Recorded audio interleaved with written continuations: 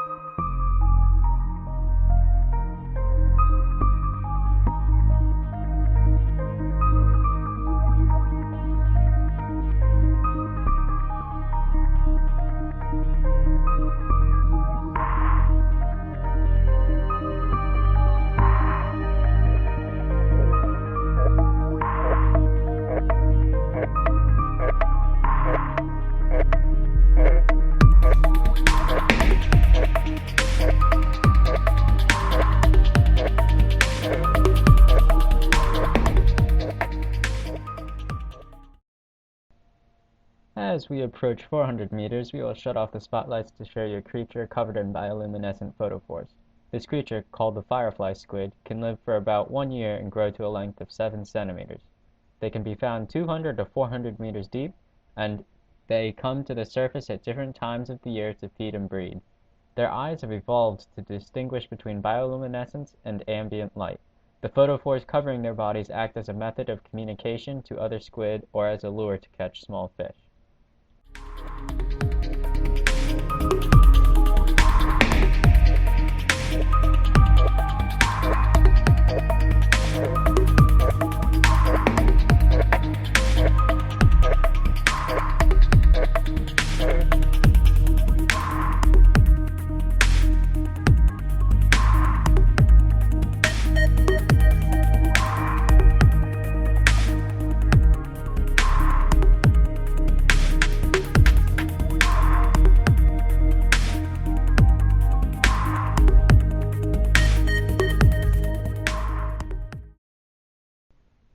As we reach 600 meters deep, you may be lucky enough to see a chambered nautilus.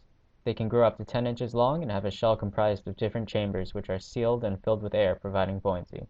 They have about 90 different tentacles which have no suction cups. The tentacles are used to catch small fish and crustaceans. Nautilus have remained unchanged for 400 million years, and they function as active predators. The shell of a nautilus is very valuable, and populations have declined due to demand for its shell. Many countries have banned the export of these shells, and boycotts on nautilus shells can save this animal.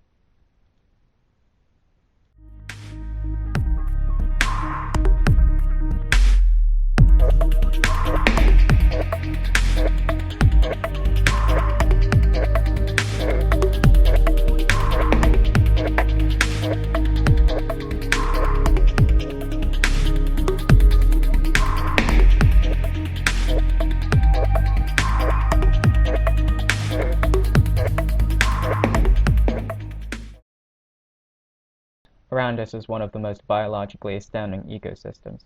The black smoke that you see coming out of the chimneys is not actually smoke but nutrient-rich water. The water coming out can reach temperatures up to 760 degrees Fahrenheit or 400 degrees Celsius due to the immense pressure preventing the water from changing to a gas. The main nutrients of the water is hydrogen sulfide, a compound that bacteria use to create their own food. This microscopic reaction is the primary reason for why life at this depth is thriving without the energy from the sun.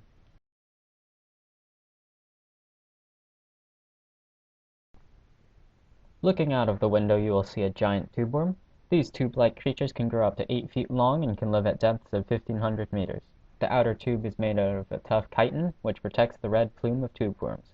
Exchanging oxygen, carbon dioxide, and hydrogen sulfide with seawater, the red plume provides nutrients to the bacteria living inside them. With no mouth or stomach, they depend entirely on this chemosynthetic bacteria for food. One of the top predators on hydrothermal vents, the hydrothermal vent crab feeds on tube worms and anything else that it can find. Vent crabs have a white, flat shell. Their pincers are designed to both grab prey and pick things up. They are found all over the seafloor around vents, in addition to crawling over the masses of tube worms. Little is truly known about the hydrothermal vent eelpout fish, however its eel-like body, pouty lips, and habitat give it its name. The eelpout fish has a white-colored body with no dorsal fins. Its diet consists mainly of crustaceans that live near hydrothermal vents, like a hydrothermal vent crab.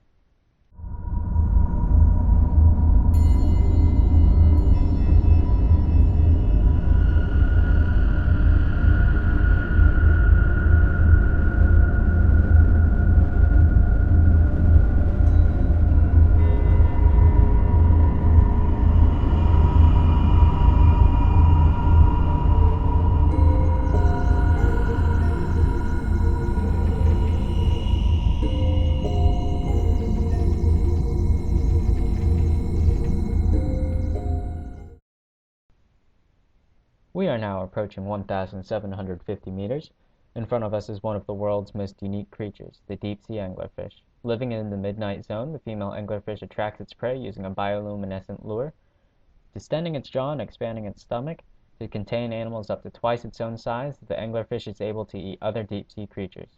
While the female anglerfish has a lure, the male anglerfish has only one purpose in life, to seek out a female.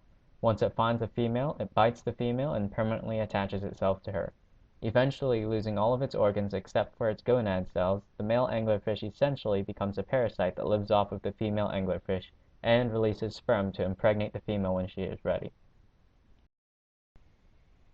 Ladies and gentlemen, you are all in for a special treat today. Straight ahead is one of the few organisms that are able to travel from the surface of the ocean to the deep sea, the sperm whale. It is the largest odontoceti or toothed whale in the ocean, growing up to 59 feet long.